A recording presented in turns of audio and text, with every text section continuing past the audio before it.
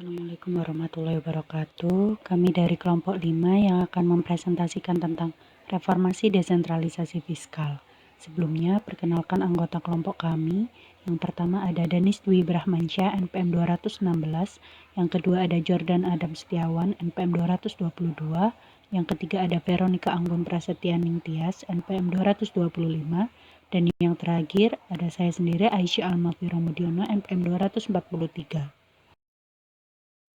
Yang pertama ada perimbangan keuangan antara pusat dan pemerintah daerah, di mana perimbangan keuangan antara pemerintah dan Pemda merupakan subsistem keuangan negara sebagai konsekuensi pembagian tugas antara pemerintah dan Pemda, di mana untuk dana perimbangan terdiri atas yang pertama dana bagi hasil yang bersumber dari pajak PBB, BPHTB, dan BPH. Lalu ada sumber daya alam, yakni kehutanan, pertambangan umum, perikanan, pertambangan minyak bumi, pertambangan gas bumi, dan pertambangan panas bumi.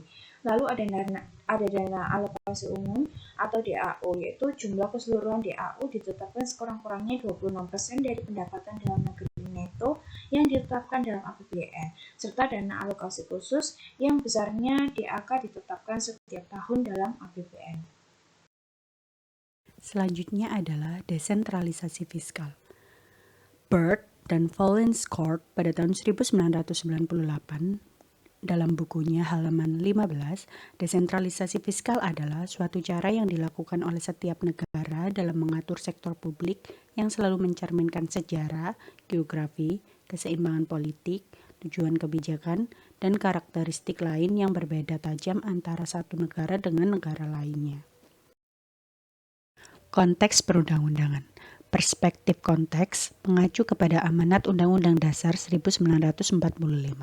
Undang-Undang Nomor 32 Tahun 2004, yaitu pada bab 6, pasal 18 terkait dalam pemerintahan daerah.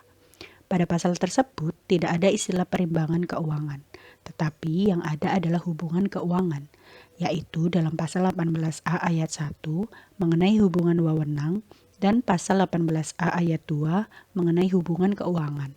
Hal ini mengandung pengertian bahwa perlu ada persepsi yang sama tentang arti hubungan keuangan, perimbangan keuangan, dan desentralisasi fiskal. Selanjutnya, prinsip desentralisasi fiskal. Mengacu pada pasal 2 UU Nomor 33 Tahun 2004 tentang perimbangan keuangan antara pusat dan daerah, prinsip desentralisasi fiskal adalah yang pertama, desentralisasi fiskal harus tetap memperhatikan dan merupakan bagian pengaturan yang tidak terpisahkan dari sistem keuangan negara sebagai konsekuensi pembagian tugas antara pemerintah pusat dan pemerintah daerah. Yang kedua, pemberian sumber keuangan negara kepada pemerintah daerah dalam rangka pelaksanaan desentralisasi didasarkan atas penyerahan tugas pemerintah daerah dengan memperhatikan stabilitas perekonomian nasional dan keseimbangan fiskal antara pusat dengan daerah dan antar daerah. Yang ketiga, perimbangan keuangan negara antara pemerintah pusat dan daerah merupakan suatu sistem yang menyeluruh dalam rangka pendanaan penyelenggaraan atas desentralisasi, dekonsentrasi, dan tugas pembantuan. Selanjutnya, kebijakan fiskal. Otonomi daerah dan desentralisasi fiskal secara legal formal masing-masing telah dituangkan dalam UU Nomor 32 Tahun 2004 tentang pemerintahan daerah dan Undang-Undang Nomor 33 Tahun 2004 tentang perimbangan keuangan antara pemerintah pusat dan daerah. Kedua UU ini mengatur pokok-pokok penyerahan kewenangan kepada pemerintah daerah serta pembiayaan untuk melaksanakan pembangunan daerah. Selain itu, terdapat juga UU Nomor 28 Tahun 2009 tentang pajak daerah dan retribusi daerah yang mengatur mengenai kewenangan pemerintah daerah dalam melakukan pemungutan kepada masyarakat daerah guna mendapatkan sumber pendanaan bagi pembangunan daerah. Dana perimbangan. Dana perimbangan adalah dana yang bersumber dari penerimaan APBN yang dialokasikan kepada daerah untuk membiayai kebutuhannya dalam rangka pelaksanaan desentralisasi. Menurut UU Nomor 25 Tahun 1999 Pasal 6 dan UU Nomor 33 Tahun 2004 Pasal 10, dana perimbangan terdiri dari 1. Dana bagi hasil, 2. Dana alokasi umum, 3. Dana alokasi khusus. Dana bagi hasil. UU Nomor 25 Tahun 1999 Pasal 6 dan UU Nomor 33 Tahun 2004 Pasal 12 menyediakan dana bagi hasil yang dibagi berdasarkan persentase tertentu bagi pemerintah pusat maupun pemerintah daerah untuk mengatasi kurangnya sumber pajak. Pendapatan pemerintah pusat dari eksploitasi sumber daya alam seperti minyak dan gas, pertambangan, dan kehutanan dibagi dengan proporsi bervariasi antara pemerintah pusat, provinsi, kota, dan kabupaten. Penerimaan negara yang dibagi hasilkan terdiri atas dua jenis. Jenis yang pertama yaitu penerimaan pajak, terdiri atas A. Pajak bumi dan bangunan, B. Bea perolehan hak atas tanah dan bangunan, C. PPh orang pribadi. Jenis yang kedua adalah penerimaan bukan pajak. A. Sektor kehutanan, B. Sektor pertambangan umum, C. Sektor minyak bumi dan gas alam, D. Sektor perikanan. Dana alokasi umum atau DAU merupakan blok grant yang diberikan kepada semua kabupaten dan kota untuk tujuan mengisi kesenjangan antara kapasitas dan kebutuhan fiskalnya, dan didistribusikan dengan formula berdasarkan prinsip-prinsip tertentu yang secara umum mengindikasikan bahwa daerah miskin dan terbelakang harus menerima lebih banyak daripada daerah kaya. Lalu, secara definisi, DAU dapat diartikan sebagai berikut. Yang pertama, salah satu komponen dari dana perimbangan pada APBN yang pengalokasiannya didasarkan atas konsep kesenjangan fiskal atau celah fiskal, yaitu selisih antara kebutuhan fiskal dengan kapasitas fiskal. Yang kedua, instrumen untuk mengatasi horizontal imbalance, yang dialokasikan dengan tujuan pemerataan kemampuan keuangan antar daerah di mana penggunaannya ditetapkan sepenuhnya oleh daerah. Yang ketiga, equalization grant, yaitu berfungsi untuk menetralisir ketimpangan dengan tujuan keuangan dengan adanya PAD bagi hasil pajak dan bagi hasil SDA yang diperoleh daerah. Lalu ada penyempurnaan formula dan perhitungan DAU berdasarkan rapat panitia anggota DPR RI dengan pemerintah tanggal 10 Juli 2002, di mana yang pertama meningkatkan urasi data dasar yang digunakan, yang kedua mengurangi porsi DAU yang diperhitungkan dalam AM dan memperbesar porsi DAU yang dialokasikan untuk mengurangi kesenjangan keuangan antar daerah, perhitungan dengan formula. Yang ketiga diupayakan untuk tetap mempertahankan bahwa tidak ada daerah yang menerima DAU TA 2003. Adapun formula DAU hingga tahun 2004 berdasarkan PP nomor 84 tahun 2001 adalah sebagai berikut, yang mana seperti yang tertampil pada slide, yang diketahui bahwa keterangan dari DAUI adalah dana alokasi umum provinsi atau kabupaten atau kota. Lalu untuk DAUN adalah dana alokasi umum seluruh provinsi atau kabupaten atau kota. AM adalah alokasi minimum, KF adalah kesenjangan fiskal, BD adalah bobot daerah, LS adalah lump sum, AGaji adalah proporsional berdasarkan kebutuhan gaji, KBF adalah kebutuhan fiskal dari provinsi atau kabupaten atau kota, sedangkan KPF adalah kapasitas fiskal dari provinsi dan kabupaten atau kota. Adapun skema DAU berdasarkan Undang-Undang Nomor 33 Tahun 2004 Pasal 28, yang mana penerimaan dalam negeri neto sekurang-kurangnya 26%-nya diturunkan pada jumlah total DAU, yang dimana dibagi berdasarkan hubungan kewenangan, yaitu antara DAU kabupaten atau kota dan DAU provinsi, di mana untuk DAU kabupaten atau kota dikurangi dengan total belanja pegawai kabupaten atau kota atau total DAU kabupaten atau kota yang dialokasikan berdasarkan celah fiskal. Sedangkan untuk DAU provinsi dikurangi dengan total belanja pegawai provinsi atau total DAU provinsi yang dialokasikan berdasarkan celah fiskal. Adapun formula penting DAU lainnya seperti yang tertera pada slide, yang mana keterangan dari TPR sendiri adalah total pengeluaran rata-rata dalam PPD, sedangkan untuk IP adalah indeks variabel penduduk, untuk IW adalah indeks variabel wilayah, di mana catatannya adalah bobot A1, A2, A3, dan A4 ditentukan dengan mempergunakan pertimbangan proporsional fiskal sederhana, yang mana bobot masing-masing fiskal yang terpilih adalah A1-nya 0,4, A2-nya 0,1, A3-nya 0,1, dan A4-nya adalah 0,4. Lalu selanjutnya ada proses formulasi DAU berdasarkan Undang-Undang Nomor 25 Tahun 1999, yang mana rumusnya seperti yang tertera pada slide.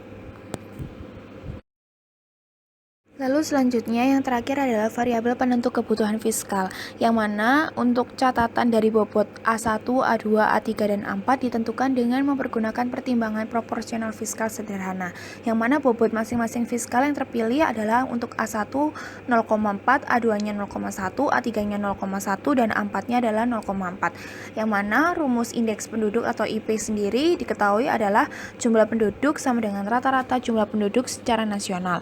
Lalu untuk indeks luas wilayahnya diketahui rumusnya adalah luas wilayah dibagi rata-rata luas wilayah secara nasional.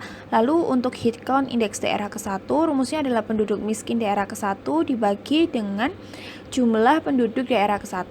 Sedangkan untuk rumus dari income gap daerah ke-1 adalah poverty gap daerah ke-1 dibagi dengan head count index daerah ke-1. Dan IKR sendiri rumusnya adalah income gap daerah ke-1 dibagi dengan rata-rata income gap seluruh Indonesia. Lalu ada indeks harga atau HI, adalah indeks kemahalan konstruksi daerah pertama dibagi dengan rata-rata indeks kemahalan konstruksi daerah secara nasional. Selanjutnya, saya akan menjelaskan tentang dana alokasi khusus. Dana alokasi khusus atau disebut juga DAK ditunjukkan untuk daerah khusus yang terpilih untuk tujuan khusus. Karena itu, alokasi didistribusikan oleh pemerintah pusat sepenuhnya merupakan wewenang pusat untuk tujuan nasional khusus. Kebutuhan khusus dalam DAK meliputi yang pertama, kebutuhan prasarana dan sarana fisik di daerah terpencil yang tidak mempunyai akses yang memadai ke daerah lain. Lalu yang kedua, kebutuhan prasarana dan sarana fisik di daerah yang mampu transmigrasi. Yang ketiga, kebutuhan prasarana dan sarana fisik yang terletak di daerah pesisir atau kepulauan dan tidak mempunyai prasarana dan sarana yang memadai. Yang keempat, kebutuhan prasarana dan sarana fisik di daerah guna mengatasi dampak kerusakan lingkungan. Persyaratan untuk memperoleh DAK adalah sebagai berikut. Yang pertama, daerah perlu membuktikan bahwa daerah kurang mampu membiayai seluruh pengeluaran usulan kegiatan tersebut dari PAD, bagi hasil pajak dan SDA, DAU, pinjaman daerah, dan lain-lain penerimaan yang sah. Yang kedua, daerah menyediakan dana pendamping sekurang-kurangnya 10% dari kegiatan yang diajukan atau dikecualikan untuk DAK dari dana reboisasi. Yang ketiga, kegiatan tersebut memenuhi kriteria teknis sektor atau kegiatan yang ditetapkan oleh Menteri Teknis atau instansi terkait. Kegiatan DAK berdasarkan PP nomor 104 tahun 2000 meliputi bagi menjadi dua. Yang pertama, DAK digunakan untuk membiayai investasi pengadaan dan atau peningkatan serta perbaikan prasarana dan sarana fisik dengan umur ekonomis yang panjang.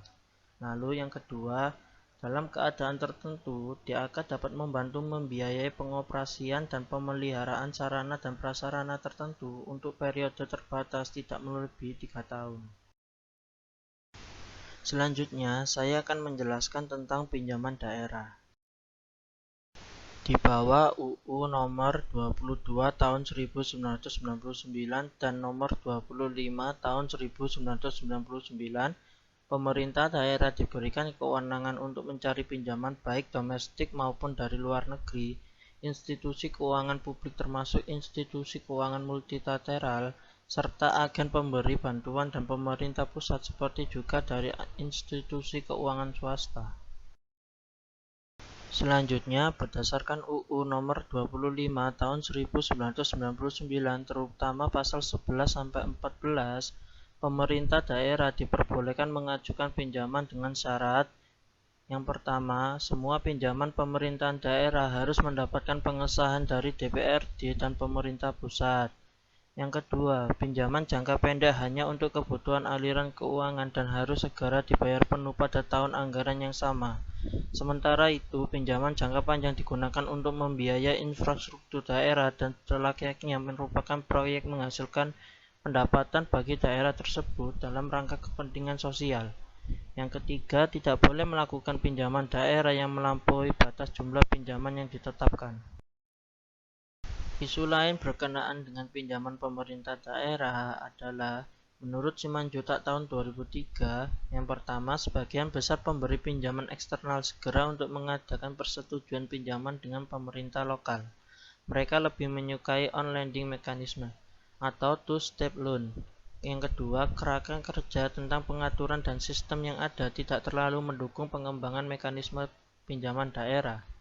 Yang ketiga, pemerintah daerah belum berpengalaman dalam melakukan hedging untuk mengendalikan resiko perubahan kurs luar negeri. Yang keempat, pinjaman yang lalu lebih terakumulasi dan terkonsentrasi pada sektor air minum atau PDAM. Dalam konteks otonomi daerah, begitu juga dengan ketahanan fiskal, mekanisme pinjaman daerah harus dikembangkan.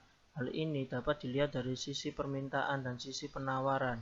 Dilihat dari sisi permintaan, ada beberapa indikasi bahwa permintaan untuk pinjaman oleh pemerintahan daerah memang ada.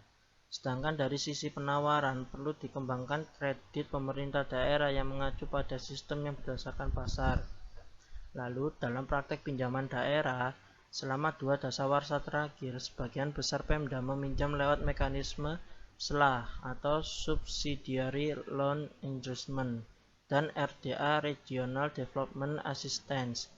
SLA adalah mekanisme pinjaman multitahun dari negara-negara donor, terutama untuk program pembangunan infrastruktur perkotaan atau PIP dari Bank Dunia maupun Bank Pembangunan Asia.